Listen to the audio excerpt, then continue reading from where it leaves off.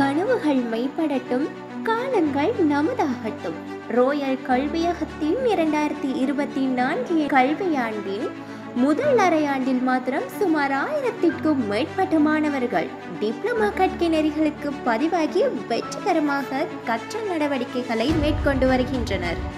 கல்வியினூடாக சமூக முன்னேற்றம் என்ற இலக்கினை அடைவதில் எம்மில் நம்பிக்கை வைத்து எம்முடன் இணைந்த மாணவர்களுக்கு ரோயல் கல்வியகம் சார்பாக நெஞ்சார்ந்த நன்றிகள்.